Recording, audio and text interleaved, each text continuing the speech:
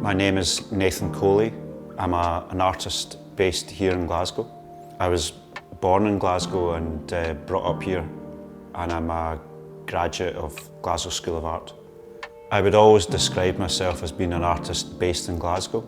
I think my work has a sense of kind of politics and a sense of the world, and I think also a kind of sense of humour, which is very specific to the west coast of Scotland. I think of myself as being a trusted editor.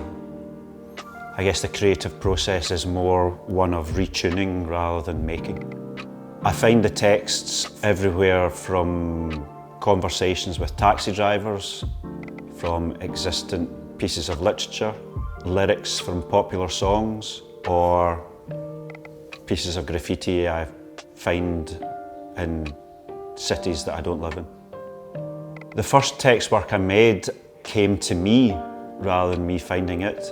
There's no magic formula, there's no book to refer to.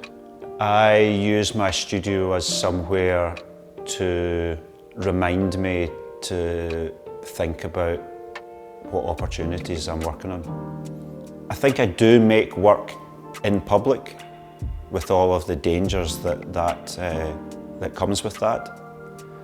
But I think I use my studio as somewhere to think and somewhere to daydream. For me, that's a really valuable use of time.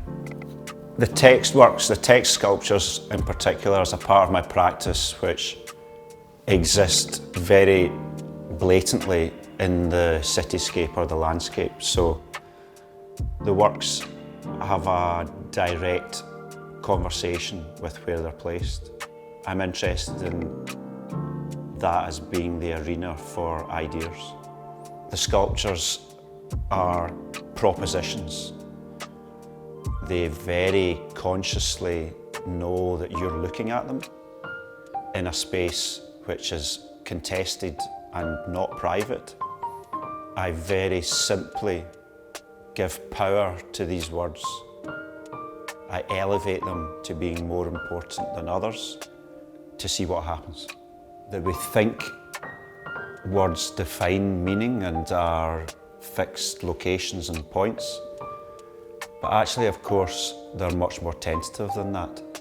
And it's your interpretation and your values and your history and your beliefs that you impose on the phrase that gives it some kind of meaning for you.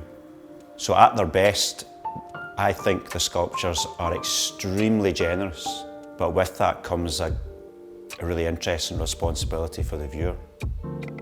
They all need to have an interesting source, but that when they're publicly presented, they need to work without you having any knowledge of where the phrase comes from. So there's a lot of misses before you get a hit.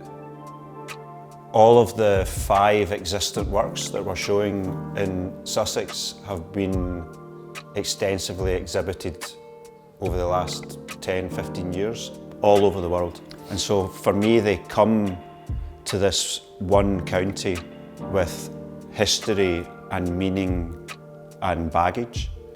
I mean, I'm not interested in giving the public what they want. I'm of course much more interested in giving them something they didn't know they could have.